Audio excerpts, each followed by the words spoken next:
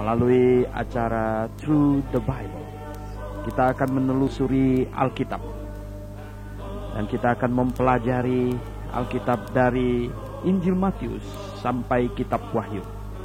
Pagi hari ini kita tiba sampai di Injil Matius pasal 10. Injil Matius pasal 10 ayat 1 sampai 4 adalah perikop Alkitab yang memberitahukan kepada kita nama ke-12 rasul.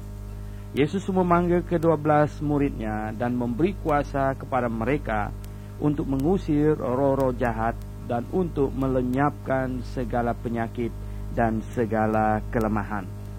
Persis sesuai dengan 2 Korintus pasal 12 ayat 12, di mana Rasul Paulus mengargumentasikan kerasulannya dengan berkata, segala sesuatu yang membuktikan bahwa aku adalah seorang rasul telah dilakukan di tengah-tengah kamu dengan segala kesabaran oleh tanda-tanda, mujizat-mujizat dan kuasa-kuasa. Itulah sebabnya hanya rasul saja yang melakukan mujizat. Kita tidak membaca Timotius melakukan mujizat, kita tidak membaca Titus melakukan mujizat atau Barnabas melakukan mujizat. Dan ketika orang-orang di Korintus meragukan kerasulan Paulus, maka dia berkata bahwa itu sebenarnya sudah dibuktikan di hadapan kamu sekalian, yaitu mujizat-mujizat yang dia lakukan. Oleh sebab itu, pendengar yang saya kasihi dalam Yesus Kristus, jikalau bukan rasul hari ini, ya cuman sekedar seorang pengkhotbah saja, itu tidak mungkin bisa dikasih karunia untuk melakukan mujizat. Karena karunia dari Tuhan untuk melakukan mujizat itu hanya untuk rasul.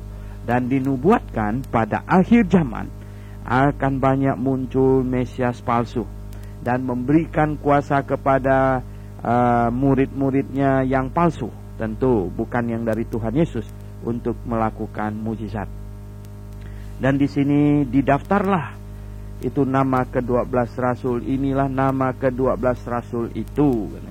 Pertama Simon yang disebut Petrus dan Andreas saudaranya, dan Yakobus dan Zebedeus saudaranya. Inilah nama ke-12 rasul itu. Pertama Simon yang disebut Petrus dan Andreas saudaranya. Ya, jadi Simon sama Andreas itu bersaudara. Dan Yakobus dan Zebedeus, Yakobus anak Zebedeus dan Yohanes saudaranya. Jadi Yakobus dan Yohanes itu saudara. Filipus dan Bartolomeus, Thomas dan Matius pemungut cukai. Jadi Matius menulis dirinya sendiri, dia pemungut cukai. Yakobus anak Alfeus, ada 2 Yakobus. Jadi Yakobus anak Alfeus dan Tadeus. Simon orang Zelot, ya, ini orang partai kelihatannya, orang politik, ya. Dan Yudas Iskariot yang mengkhianati dia. Pendengar yang kami kasihi dalam Yesus Kristus, seringkali orang berkata di gereja ini kok banyak keluarga si ini di sini. Sebenarnya ini adalah hal yang sangat wajar. Ketika seseorang percaya kepada Tuhan Yesus, ya tentu semua hamba Tuhan menghimbau dia supaya dia membawa keluarganya untuk diselamatkan. Akhirnya keluarganya jelas makin banyak. Nah, ini bukanlah KKN, karena di dalam jemaat orang dilahirkan kembali, ya. Nah, kemudian kita lihat ini nama murid-murid semuanya, mereka adalah rasul. Dikatakan rasul. Apa itu rasul? Rasul itu artinya utusan. Itu utusan, ya. Seorang disebut rasul, ya, apostolos. Apostolos. Rasul itu bahasa Arab, ya. Kalau bahasa Yunaninya itu apostolos, ya. Apostolos itu artinya orang yang diutus. Nah, diutus untuk apa? Untuk suatu tugas atau suatu tujuan khusus. Nah, kemudian kita membaca mulai dari ayat 5 lagi. Yesus mengutus ke-12 rasul, ya, katanya. ke-12 murid itu diutus oleh Yesus dan ia berpesan kepada mereka, janganlah kamu menyimpang ke jalan bangsa lain atau masuk ke dalam kota orang Samaria. Nah, ada yang bertanya, mengapa? Mengapa dipesankan jangan pergi ke bangsa lain? Mengapa Tuhan tidak mau menyelamatkan bangsa lain? Pendengar yang saya kasih dalam Tuhan Yesus, kita perlu tetap ada di dalam pikiran kita bahwa kedatangan Yesus Kristus adalah menggenapkan nubuat kitab Perjanjian Lama. Dan di dalam kitab Perjanjian Lama telah dikatakan, telah dinubuatkan bahwa Raja Daud punya keturunan, yaitu akan datang seseorang yang lahir dari keturunan Abraham, kemudian keturunan Daud, yang akan memerintah Israel, yang akan menjadi Raja Israel. Jadi bangsa Yahudi ditetapkan oleh Allah sebagai tiang penopang dan dasar kebenaran. Dari hukum Taurat diturunkan sampai sampai Yohanes Pembaptis muncul. Jadi sebenarnya Yohanes Pembaptis muncul dan menunjuk kepada Yesus yang adalah Mesias, maka genaplah apa yang dijanjikan oleh Allah. Dan jikalau orang Yahudi menyambut Yesus sebagai Mesias mereka, maka sebenarnya mereka akan mengalami masa kesusahan sebentar, sekitar 7 tahun. Dan kemudian mereka akan memasuki kerajaan Daud yang makmur, bahagia, sempurna, yaitu sebuah kerajaan yang diperintah oleh keturunan Daud untuk selama-lamanya. Jadi pendengar yang saya kasihi dalam Yesus Kristus, ini hal yang sangat penting. Oleh sebab itulah maka kedatangan Yesus Kristus ke dalam dunia ini pertama adalah untuk orang Yahudi, untuk menggenapkan apa yang tertulis di dalam Perjanjian Lama, janji akan kirim seorang Mesias. Dan pendengar yang saya kasih dalam Yesus Kristus, itulah sebabnya dikatakan tidak boleh menyimpang ke kanan atau ke kiri, tetapi kepada orang Yahudi. Karena untuk melihat apakah orang Yahudi menerima atau tidak. Sebab kalau orang Yahudi menerima, maka segera didirikan kerajaan yang diperintah oleh Mesias. Nah, tetapi karena orang Yahudi menolak, maka pendirian kerajaan itu ditunda sampai bangsa non-Yahudi yang lain masuk, dan kemudian barulah akan mendirikan kerajaan Daud itu, yaitu kerajaan 1000 tahun yang dijanjikan di dalam kitab Wahyu. Nah, itulah sebabnya di sini ketika Tuhan Yesus datang, dia memerintahkan kepada rasul-rasul untuk menyampaikannya kepada orang-orang Yahudi, kedatangannya, yaitu anak Daud yang dijanjikan untuk memerintah Yahudi, untuk memerintah Israel. Oleh sebab itu mereka tidak boleh pergi kepada orang Samaria, orang non-Yahudi yang lain, karena sekarang Tuhan ingin mendapatkan reaksi dari bangsa Yahudi. Apakah mereka sungguh-sungguh menerima atau tidak. Nah, pendengar yang saya kasih dalam Yesus Kristus, itulah sebabnya di ayat 6 juga dikatakan tidak boleh pergi masuk ke kota orang Samaria bahkan, melainkan pergilah kepada domba-domba yang hilang dari umat Israel. Pergilah dan beritakanlah kerajaan sorga sudah dekat, yaitu kerajaan apa? Yaitu kerajaan yang di sorga itu turun ke bumi. Seperti doa Tuhan Yesus di dalam pasal 6, jadilah kehendakmu di bumi seperti di sorga. Jadi kerajaan sorga turun, itulah sebenarnya kerajaan 1000 tahun yang tertunda itu. Dan jikalau bangsa Yahudi menerima, maka segera akan berdiri kerajaan sorga di bumi. Pergilah dan beritakanlah kerajaan sorga sudah dekat. Itulah berita yang disampaikan Yohanes Pembaptis, itulah berita yang disampaikan Tuhan Yesus, Itu juga berita sekarang yang disampaikan oleh para rasul. Sembuhkanlah orang sakit, bangkitkanlah orang mati, tahirkanlah orang kusta, usirlah setan-setan. Kamu telah memperolehnya dengan cuma-cuma, karena itu berikanlah pula dengan cuma-cuma. Nah, Tuhan memberikan kuasa kepada rasul-rasul untuk membuktikan bahwa mereka adalah utusan Sang Mesias. Karena dinubuatkan bahwa jikalau Sang Mesias hadir, maka dia akan mengadakan mujizat. Jadi utusan Sang Mesias yang disebar ke kota-kota dan kampung-kampung Israel membuktikan bahwa Mesias sudah hadir. Lihatlah, orang buta sudah melihat, orang lumpuh sudah berjalan, dan Injil diberitakan kepada semua orang. Nah, janganlah kamu membawa emas atau perak atau tembaga dalam ikat pinggangmu. Janganlah kamu membawa bekal dalam perjalanan. Janganlah kamu membawa baju atau 2 helai, kasut atau tongkat. Sebab seorang pekerja patut mendapat upah. Apabila kamu masuk ke kota atau desa, carilah di situ seorang yang layak dan tinggallah padanya sampai kamu berangkat. Apabila kamu masuk rumah orang, berilah salam kepada mereka. Jika mereka layak menerimanya, salammu itu turun ke atasnya. Jika tidak, salammu itu kembali kepadamu. Dan apabila seorang tidak menerima kamu dan tidak mendengar perkataanmu, keluarlah dan tinggalkanlah rumah atau kota itu, dan kebaskanlah debunya dari kakimu. Aku berkata kepadamu, sesungguhnya pada hari penghakiman, tanah Sodom dan Gomora akan lebih ringan tanggungannya daripada kota itu.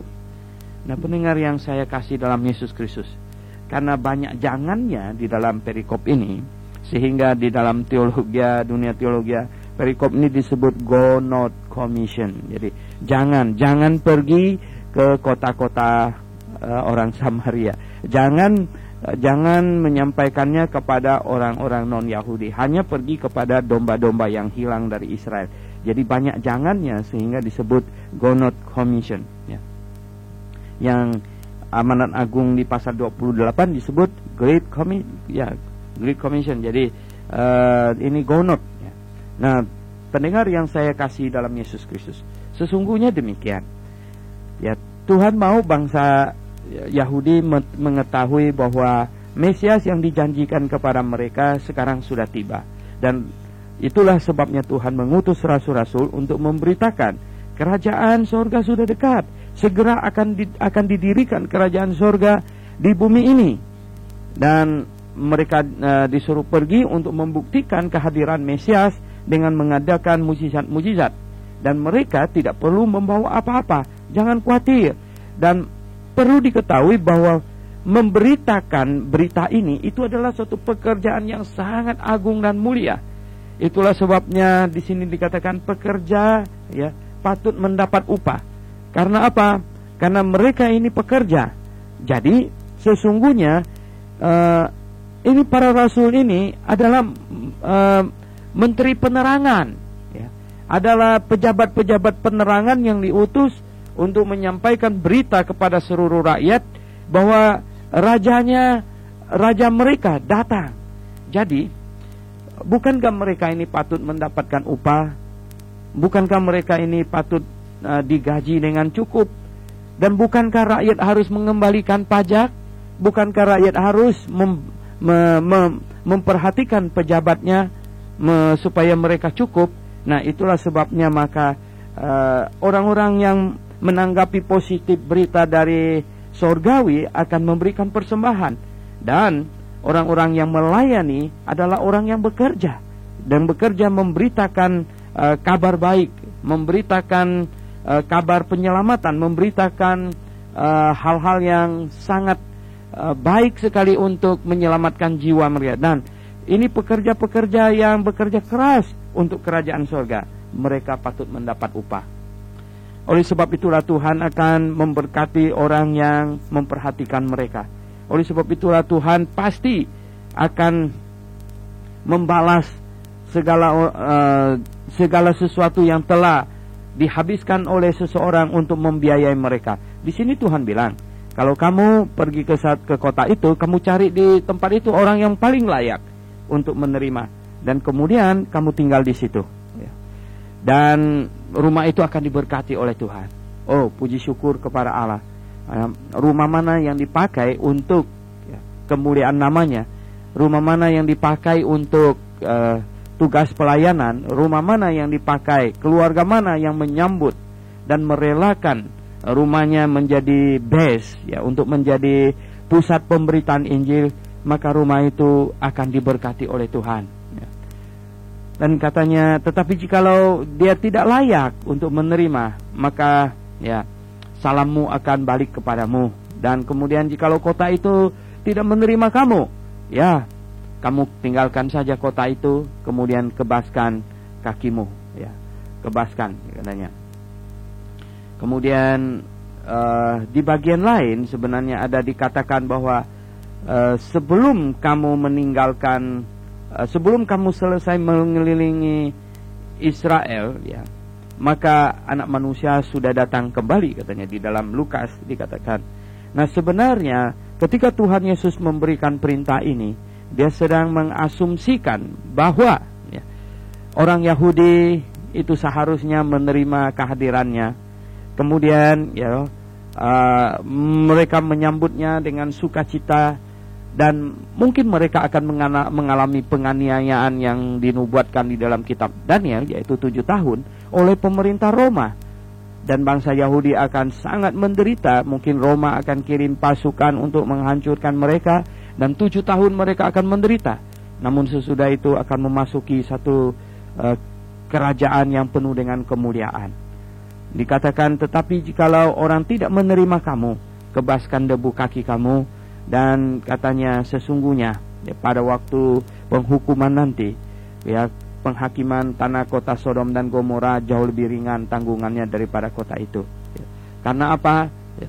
Berbuat dosa secara moral itu sangat berbeda dengan berbuat dosa secara doktrinal. Yaitu bahkan berzina itu dibandingkan dengan menolak juru selamat dari Allah, itu dua hal yang sangat berbeda nilainya. Menerima penyelamat dari Allah itu jauh-jauh lebih jahat daripada orang yang sekedar melakukan kesalahan moral. Mengapa? Justru sang juru selamat itu datang untuk menyelamatkan orang tersebut dari dosa moralnya, tetapi ditolaknya. Jadi betapa besarnya dosa itu. Nah, pendengar yang saya kasih dalam Yesus Kristus, kita lihat lagi dari ayat 16 sampai dengan ayat 33. Lihat, aku mengutus kamu seperti domba ke tengah-tengah serigala. Ini masih sambungan dari ayat yang di atas. Sebab itu hendaklah kamu cerdik seperti ular dan tulus seperti merpati. Tuhan berkata kepada rasul-rasul bahwa dia mengutus mereka seperti domba ke tengah serigala. Artinya mereka betul-betul akan bergantung kepada kemurahan Allah agar mereka tidak diapa-apakan oleh serigala. Karena tidak ada serigala yang tidak mengganggu domba, dan tidak ada domba yang tidak merasa ciut di tengah-tengah serigala. Tetapi katanya kamu harus cerdik seperti ular.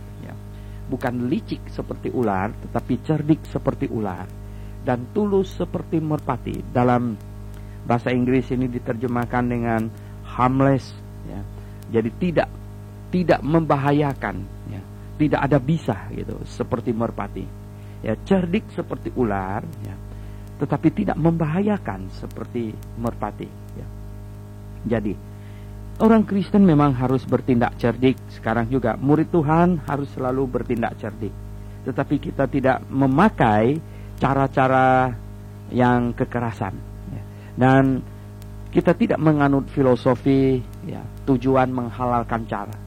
Jadi tujuan yang mulia harus dilaksanakan, harus disampaikan dengan cara yang mulia juga. Jadi tujuan sama sekali tidak menghalalkan cara. Nah, inilah prinsip kekristenan, inilah prinsip dari Tuhan yang perlu dilaksanakan oleh murid-muridnya di zaman perjanjian baru ini. Tetapi waspadalah terhadap semua orang, katanya. Jadi waspada itu adalah hal yang harus, ya. Ini ada orang Tionghoa, ada pepatah yang berkata, katanya ya, ini hai ren zhi shen bu ke you, ya, fang ren zhi shen bu ke bu. Ini apa, yang hati yang menyakiti orang atau menjahati orang jangan ada, tapi hati yang mewaspadai orang tidak boleh tidak ada. Nah, oleh sebab itu pendengar yang saya kasih dalam Yesus Kristus, ini kelihatannya Tuhan Yesus juga mengajarkan, tetapi waspadalah terhadap semua orang, karena ada yang akan menyerahkan kamu kepada majelis agama dan mereka akan menyesat kamu di rumah ibadatnya. Jadi waspadalah, ya, terutama mereka yang sok suci, ya, terutama mereka yang sepertinya beribadah, ya, mereka yang ya berkata bahwa percaya kepada Allah begitu, tetapi mereka ini bisa jahat sekali, ya. Ini majelis agama, ini adalah orang-orang yang dihormati sebagai pemimpin agama, tetapi jangan lupa orang-orang ini justru mereka memakai filosofi, ya, tujuan menghalalkan cara.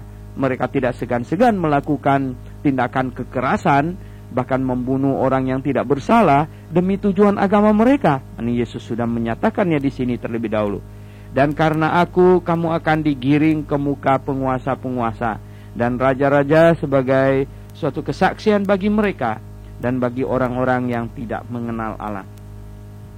Jadi Tuhan Yesus sudah memberitahukan bahwa oleh karena Dia, oleh karena namanya, maka rasul-rasul akan mengalami hal-hal yang tragis di hadapan raja-raja, di hadapan penguasa-penguasa.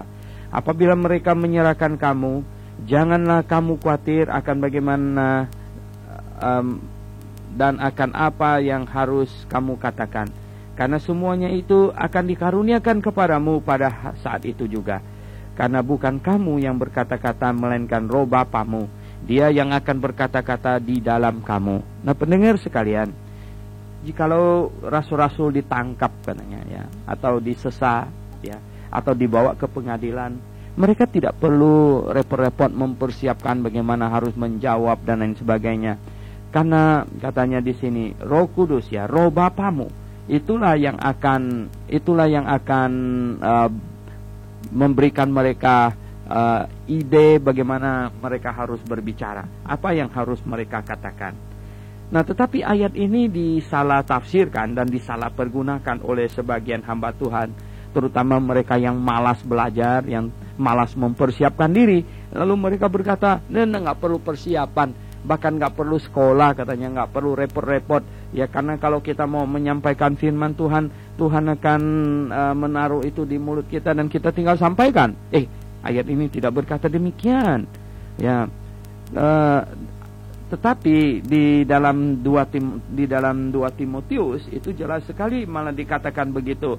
Apa yang telah engkau dengar daripadaku di depan banyak saksi, percayakanlah itu kepada orang-orang yang dapat dipercaya dan juga yang cakap mengajar orang lain. Ada satu proses belajar dan mengajar yang diinginkan. Kita tahu di dalam Kisah Rasul pasal 19, Rasul Paulus mendirikan sekolah teologi di kota Efesus, di gedung kuliah Tiranus di sana. Ini hanya ayat ini yang bahwa kita tidak perlu mempersiapkan kata-kata adalah pada saat kamu ditangkap, ya. Ya, memang ketika engkau ditangkap, engkau tidak mungkin membawa kamus ensiklopedi, engkau tidak mungkin bahkan membawa konkordan dan lain sebagainya, karena kamu ditangkap. Dan kamu tidak perlu khawatir apa yang kamu harus katakan, ya, karena khawatir juga tidak akan menyelesaikan persoalan, ya. Khawatir tidak akan membuat kamu jadi pintar untuk menjawab, tetapi kamu harus tenang, dan Roh Kudus yang tinggal di dalam kamu akan memberitahukan jawaban yang semestinya dilaksanakan atau disampaikan, ya. Ayat 21, orang akan menyerahkan saudaranya untuk dibunuh, demikian juga seorang ayah akan anaknya, dan anak akan memberontak terhadap orang tuanya dan akan membunuh mereka, ya. Wow, lihat, ya, di sini katanya, ya, dan kamu akan dibenci semua orang oleh karena namaku, tetapi orang yang bertahan sampai pada kesudahannya akan selamat. Jadi Tuhan Yesus sebenarnya mengantisipasi mereka untuk memasuki masa penganiayaan 7 tahun ya. Karena apa? Karena jikalau mereka keluar memberitakan kerajaan surga sudah dekat, Mesias sudah hadir, dan kalau mereka menerima, maka mereka pasti akan dianiaya amat sangat oleh pemerintah Romawi yang sedang menjajah mereka. Namun jikalau mereka bertahan sampai kepada kesudahan, maka mereka akan masuk ke dalam kerajaan 1000 tahun ya. Maka mereka akan masuk ke dalam kerajaan Sang Mesias ya. Nah, memang di saat penganiayaan berat itu ya, mungkin ada orang disiksa untuk memberitahukan di mana saudaranya berada. Saking sakitnya maka dia akan memberitahukan. Anak akan menyerahkan bapaknya, katanya saudara akan menyerahkan saudaranya yang lain untuk dihabiskan. Dan jikalau kamu bertahan sampai kesudahan, katanya, kamu akan selamat. Apa yang kukatakan kepadamu dalam gelap, katakanlah itu dalam terang. Dan apa yang dibisikkan ke telingamu, ya, beritakanlah itu dari atas atap rumah. Dan janganlah kamu takut kepada mereka yang dapat membunuh tubuh, tetapi yang tidak berkuasa membunuh jiwa. Takutlah terutama kepada Dia yang berkuasa membinasakan baik jiwa maupun tubuh di dalam neraka. Pendengar yang saya kasih dalam Yesus Kristus, Tuhan berpesan kepada murid-muridnya, kepada 12 rasul, jangan takut ya. Beritakanlah apa yang tadi disampaikan kepadamu secara privat, sekarang sampaikan secara publik. Apa yang disampaikan kepadamu di dalam gelap, nyatakan di dalam terang ya. Jadi apa yang disampaikan, apa yang katanya dibisikkan ke telingamu, beritakanlah itu dari atas atap rumah ya. Tuhan sebenarnya maksudnya itu apa? Sampaikanlah kepada orang secara terang-terangan, tidak perlu sembunyi-sembunyi. Tetapi Tuhan tidak bermaksud supaya kita pasang loudspeaker mungkin ya 230 ohm ukurannya, dan kemudian dari dalam rumah kita teriak sekenceng-kencengnya lalu mengganggu tetangga yang mesti tidur dan lain sebagainya. Nah, bukan begitu yang Tuhan Yesus katakan. Yang Dia maksudkan di dalam perikop ini adalah apa yang tadinya disampaikan secara privat boleh disampaikan secara publik. Apa yang tadinya disampaikan secara takut-takut, sekarang sampaikanlah dengan terbuka, tidak perlu takut lagi. Jadi bukan berarti kita pasang loudspeaker sekali lagi kemudian kita teriakkan di situ sekenceng-kencengnya, yaitu tanpa melihat waktu orang masih tidur misalnya gitu, sampai kemudian tetangga kita pun benci kita di dalam hatinya ya. Ya mungkin dia tidak berani protes karena ya ada banyak mungkin resiko yang dia takutkan dan lain sebagainya, tetapi hatinya sangat benci amat sangat ya. Karena apa? Tidurnya terganggu, anaknya yang masih bayi mungkin yang mestinya tidur terganggu ya, dan lain-lain sebagainya, dan akhirnya dia benci kita di dalam hatinya. Apa gunanya itu? Nah, bukan itu yang Tuhan inginkan ya. Tuhan mau adalah supaya apa yang tertutup disampaikan secara terbuka. Apa yang tadinya disampaikan secara privat sekarang boleh disampaikan secara publik ya. Itu yang sebenarnya Tuhan ingin katakan. Dan jikalau engkau takut ya, kamu sampaikan secara publik, orang akan menganiaya kamu, katanya. Nah, Tuhan sudah pesan di sini, katanya, jangan takut kepada mereka yang hanya dapat membunuh tubuh, tetapi yang tidak berkuasa membunuh jiwa.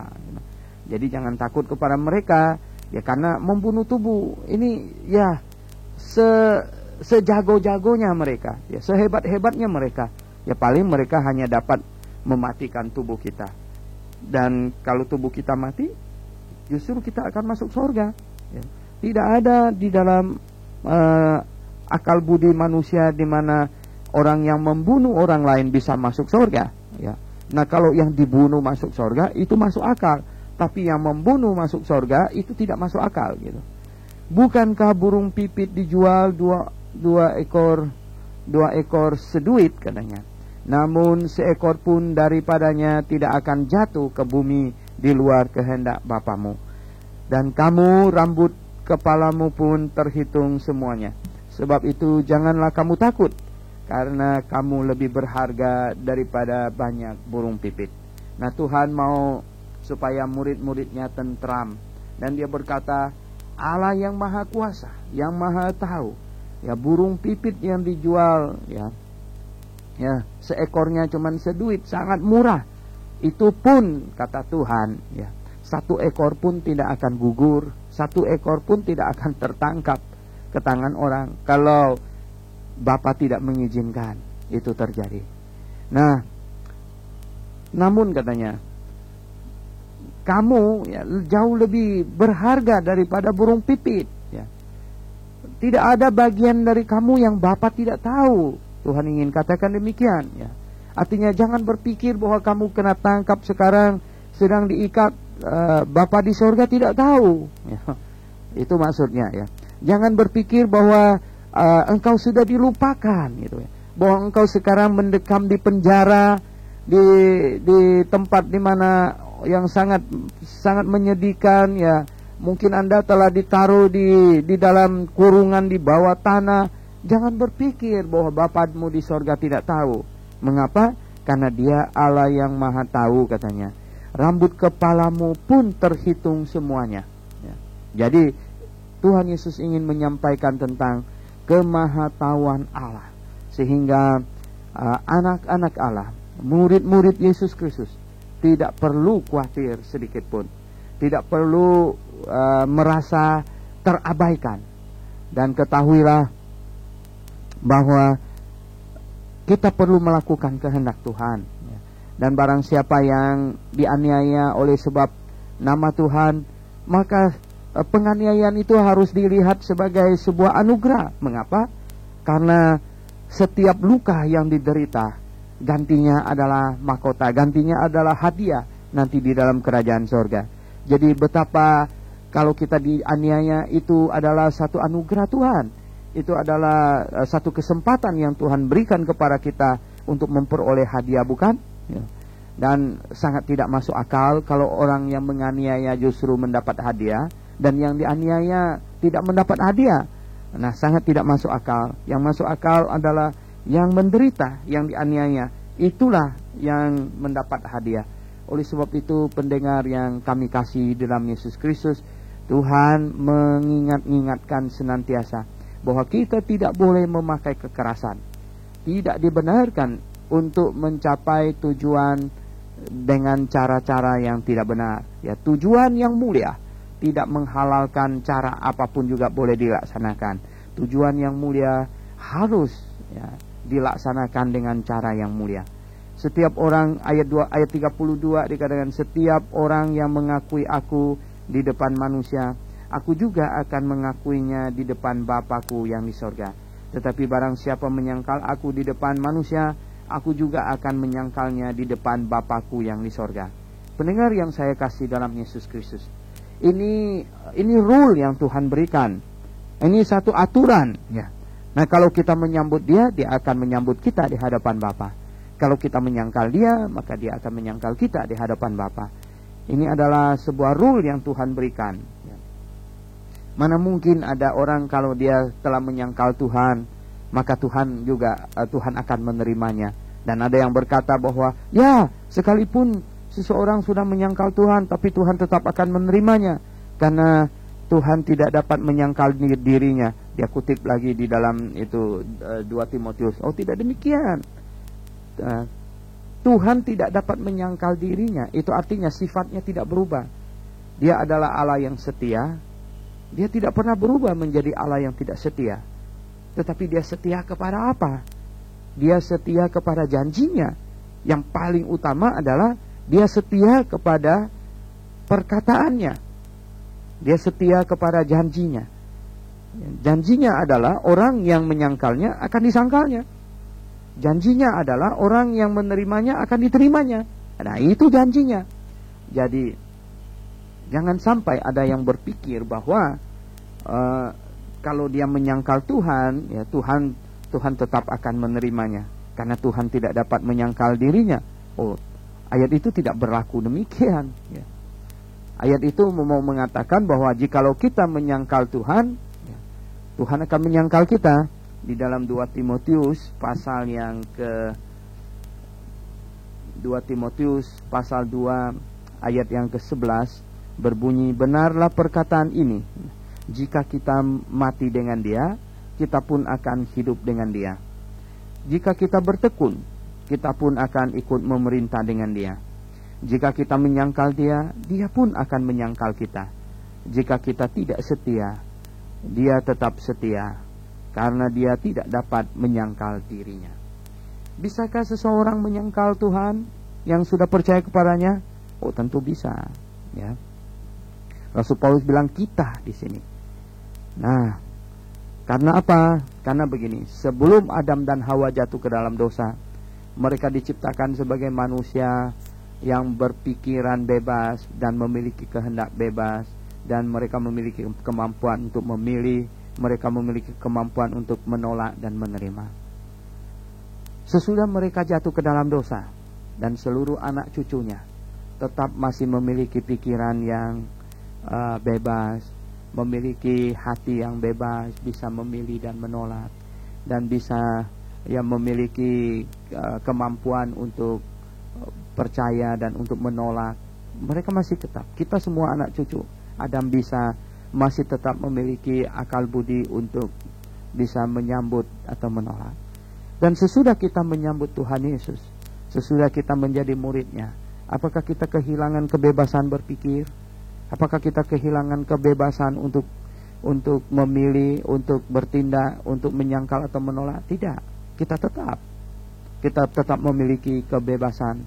Ya, kita tetap memiliki akal budi.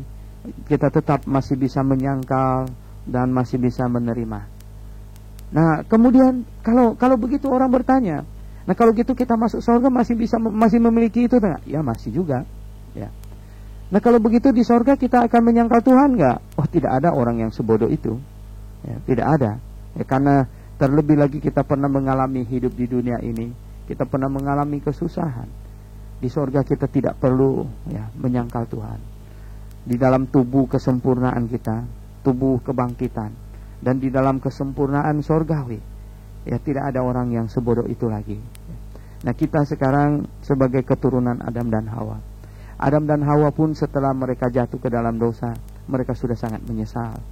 Dan hidup sebagai manusia, mereka tahu itu penuh dengan kesusahan. Oleh sebab itu, ketika di sorga, mereka tidak akan menyangkal lagi. Dan kita di sorga pun, tubuh kita yang menyebabkan kita jatuh ke dalam dosa, yang lemah, itu telah diubah menjadi tubuh yang sempurna. Dan jikalau di sorga menyangkal pun, di sorga menentang Allah, itu akan dimasukkan ke dalam neraka. Seperti malaikat, malaikat Lucifer dan sepertiga dari jumlah malaikat, mereka menentang Allah. Di mana mereka menentang Allah? Mereka menentang Allah di surga. Dan Tuhan menurunkan mereka, dan mereka ditetapkan untuk binasa di neraka. Dan karena mereka melakukan dosa di dalam kesempurnaan tubuh mereka dan di dalam kondisi kesempurnaan di surga, maka itulah tidak ada pengampunan bagi mereka sama sekali. Nah, pendengar yang saya kasih dalam Tuhan Yesus Kristus, oleh sebab itu kita perlu makin setia di hadapan Tuhan. Itulah sebabnya Tuhan mau setiap orang yang percaya kepadanya pergi menggabungkan diri ke jemaat lokal, supaya iman kita makin hari makin bertumbuh, supaya kesetiaan kita kepada Tuhan makin hari makin kuat, supaya kita makin hari makin memahami kebenarannya, supaya kita bahkan makin mengasihinya, dan kasih kita kepadanya makin hari makin sempurna. Nah, itulah sebabnya kita perlu pergi bergabung ke dalam jemaat. Bukan jadi orang Kristen yang percaya Tuhan dan tinggal di rumah. Ya, Anda boleh mendengarkan firman Tuhan melalui radio, tetapi Anda perlu bergabung ke dalam jemaat, supaya iman Anda bertumbuh dengan baik dan sempurna, supaya ada jemaat yang didirikan untuk mendisiplinkan Anda. Itulah kegunaan jemaat, supaya kita makin hari makin sempurna di hadapan Tuhan. Kemudian ayat 34 hingga ayat yang ke-42. Jangan kamu menyangka bahwa aku datang untuk membawa damai di bumi. Aku datang bukan untuk membawa damai, melainkan pedang. Sebab aku datang untuk memisahkan orang dari ayahnya, anak perempuan dari ibunya, menantu perempuan dari ibu mertuanya, dan musuh orang ialah orang-orang seisi rumahnya.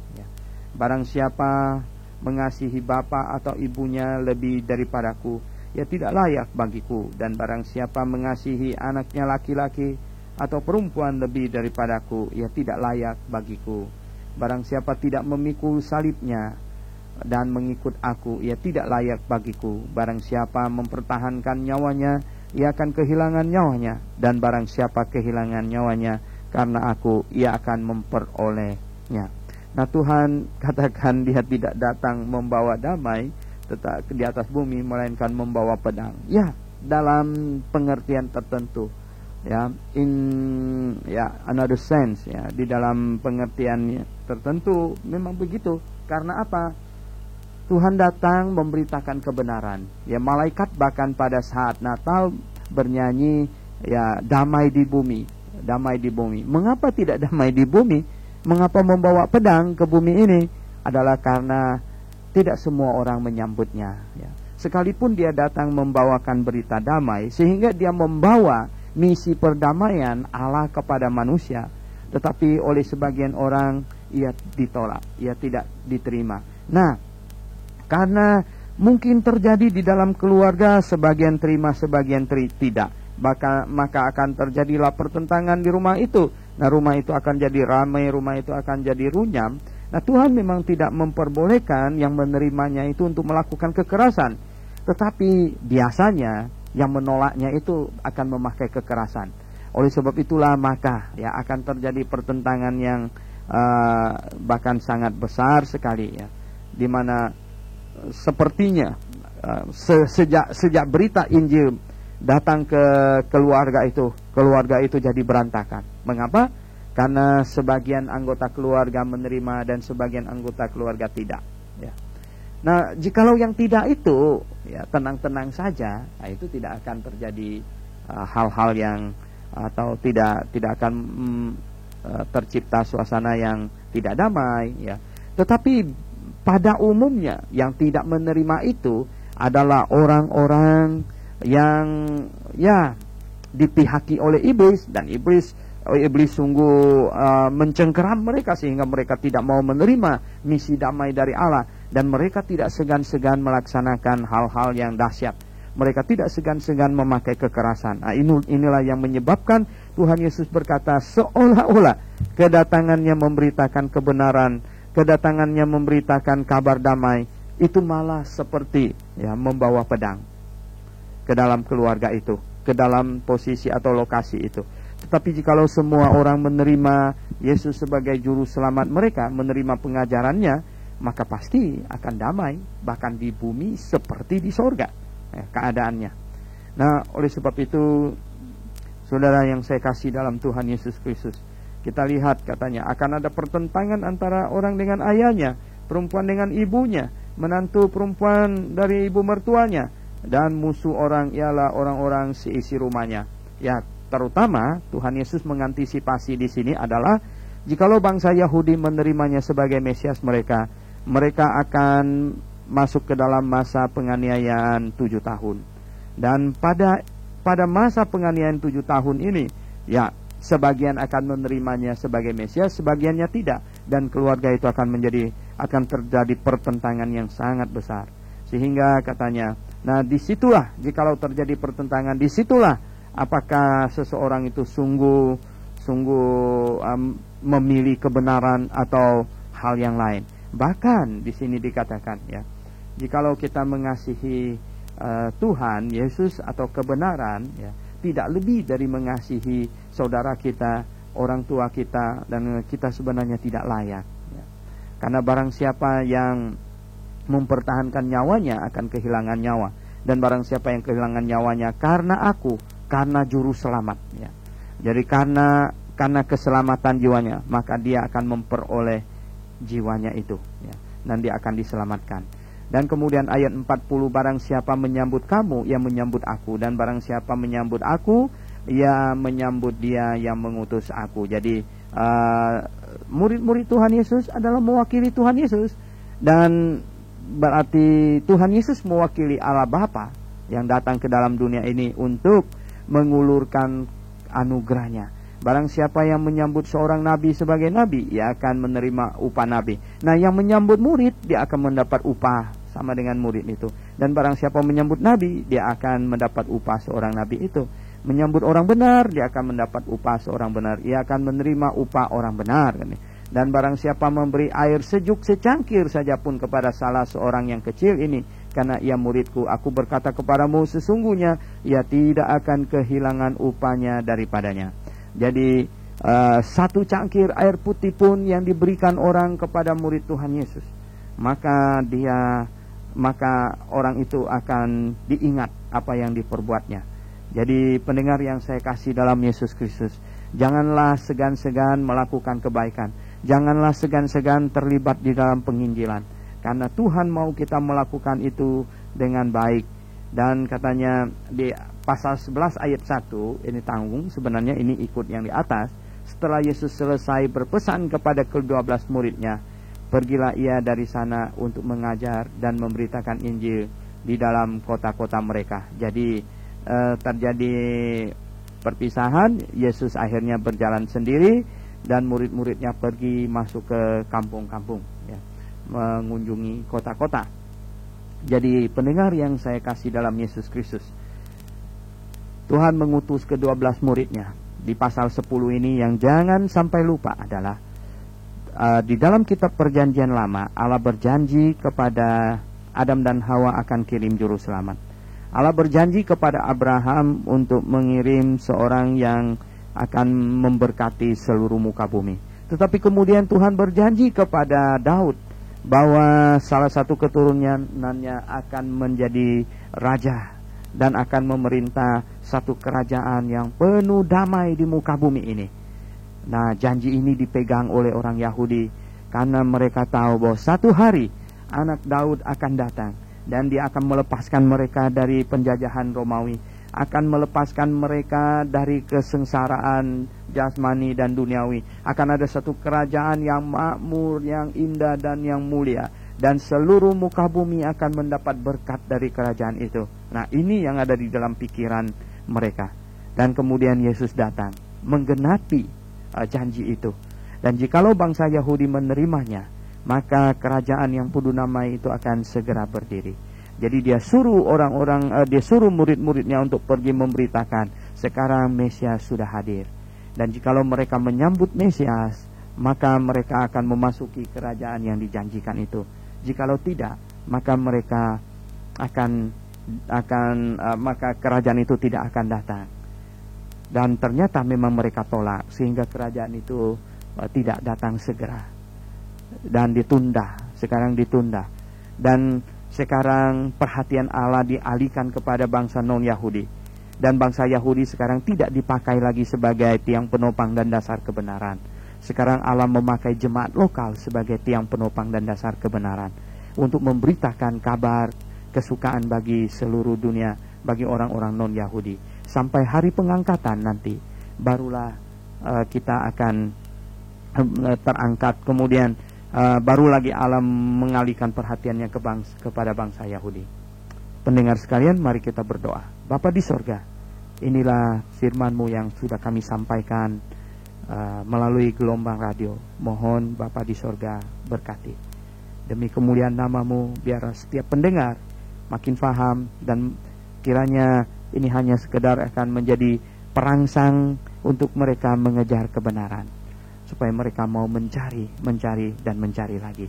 Dalam nama Tuhan Yesus kami berdoa. Amin.